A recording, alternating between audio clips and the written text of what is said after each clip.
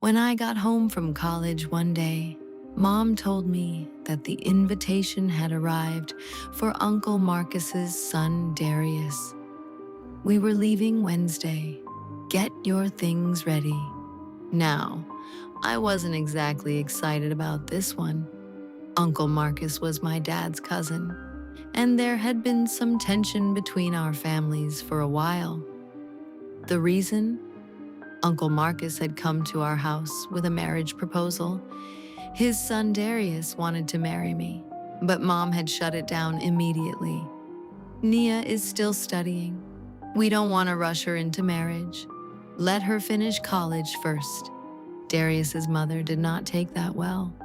They quickly arranged Darius's marriage elsewhere, even though, as I found out later, Darius himself wasn't happy about it at all. He had seen me at a family event and liked me. He had sent his parents over himself. But when our family said no, that was that. So there was tension, real tension. But then Uncle Marcus showed up at our door with the wedding card, personally. He told my dad he wanted to let go of the past. He wanted to start fresh. And Dad, being the man he is, pulled him into a hug and promised to be there for every moment of his son's wedding. So we went. Since the wedding was in another city, we arrived a few days early, 2 or 3 days before the rehearsal dinner, and stayed at Uncle Marcus's house until the reception. It was my first time ever being at their place. The house was absolutely packed. Out-of-town guests everywhere. People from the groom's side, people from the bride's side, cousins, aunts, uncles. Every corner of that house had someone sleeping in it. Some got proper beds, some got cots, some got mattresses on the floor. We 4 cousin girls, we got the floor. It was winter. We had one thick sheet between the 4 of us, one. And the cold from that floor was going right through the bones.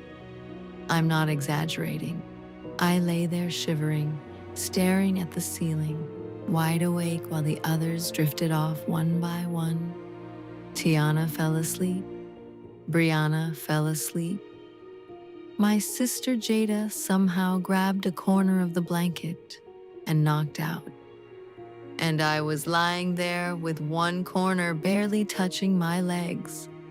The rest of me completely exposed to the cold.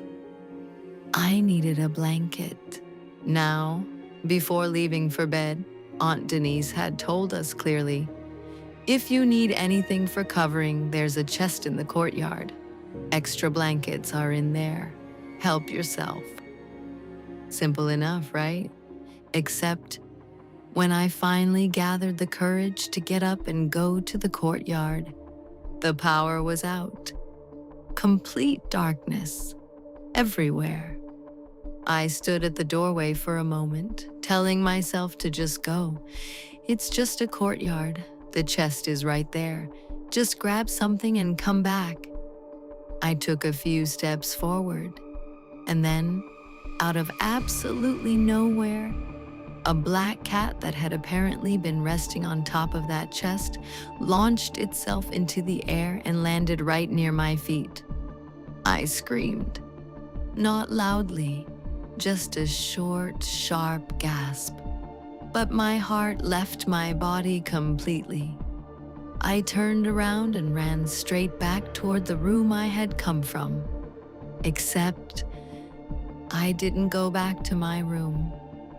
In the darkness, I turned one door too early, and I walked straight into the room next to ours. There was a dim battery-powered emergency light on inside. Someone was lying on the bed, and the moment I stepped in, he sat up. He must have thought one of the women from the house had come to grab something. He pointed the light toward me, and I saw his face. He was handsome, really handsome, I had never seen him before in my life, had no idea who he was. He said, "Did you come in here by mistake? Do you need something?" I started to turn around to leave. And then he said, "Hey, Nia." I froze. "You know my name?" "Yes, maybe you didn't recognize me." He paused. "I'm Darius, the one whose wedding you came to attend. What do you need? Tell me."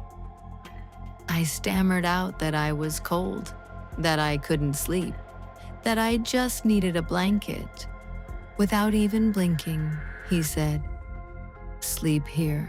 I'll go upstairs to the men's area." "You can't just..." But he was already putting on his slippers. "You're our guest," he said simply. "A guest shouldn't have to face any discomfort." And he walked out. I wanted to stop him, I really did, but he was already gone. And when I turned around, I realized the door to my original room had been latched from the inside. Someone had gotten cold in the night and closed it. I was locked out. So I did the only thing I could do. I got under the blanket on his bed. A few minutes later, the door pushed open again. It was Darius. "Sorry," he said quietly. "Once my eyes open, it's hard for me to fall back asleep. My phone is by the pillow. Just wake me up with it if you need anything." He was still mid-sentence when we heard it. Click. The sound of a latch from the outside. Someone had locked the door from the outside, with both of us inside. We looked at each other. Neither of us moved. Neither of us spoke. And then the electricity came back on. The courtyard lit up, and the person who had locked that door started screaming. The bride's step-aunt. She had been awake the whole time.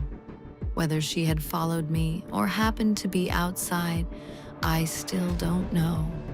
What I do know is that this woman had never wanted her niece to marry Darius. She had wanted her own son to have that match instead. And when she saw me walk into that room, she saw her opportunity.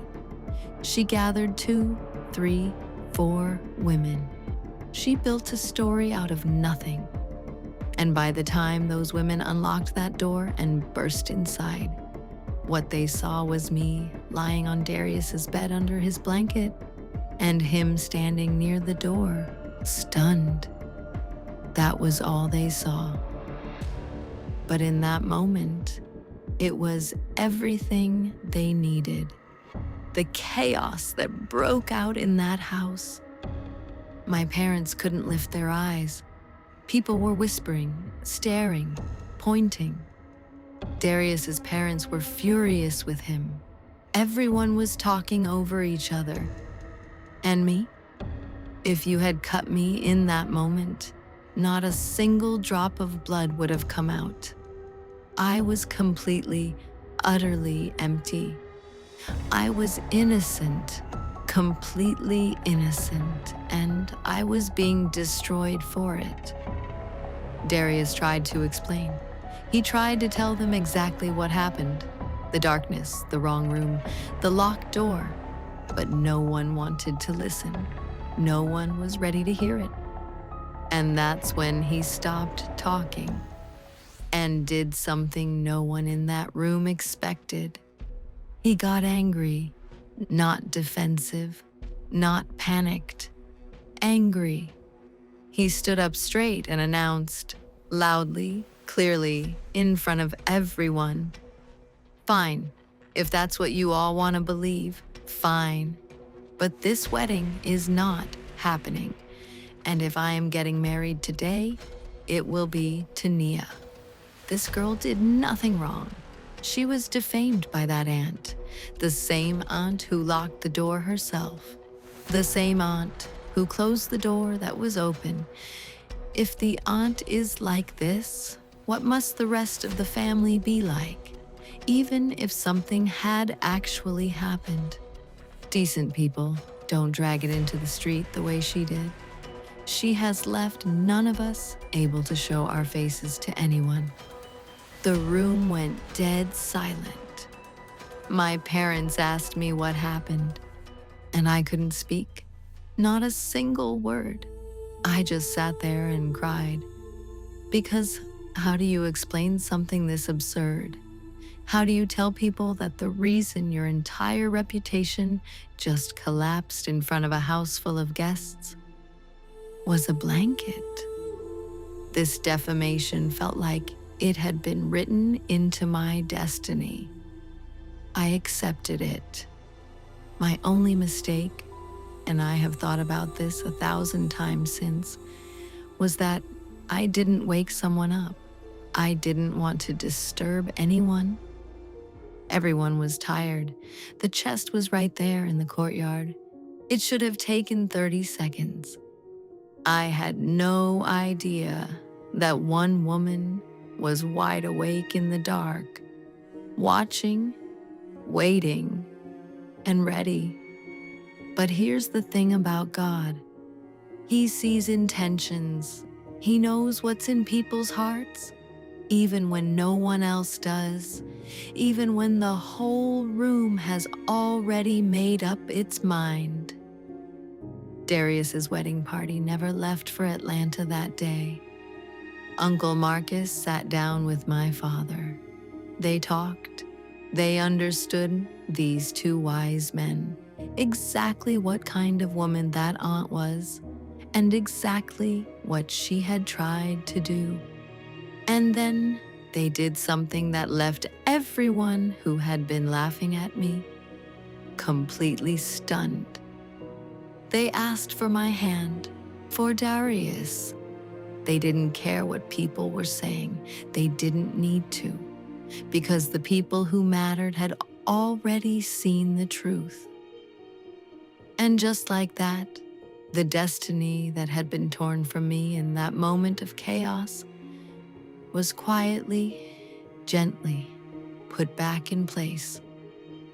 Because what is written for you cannot be erased, not by darkness, not by a locked door, not by a woman with wicked intentions and sharp eyes, not by anything.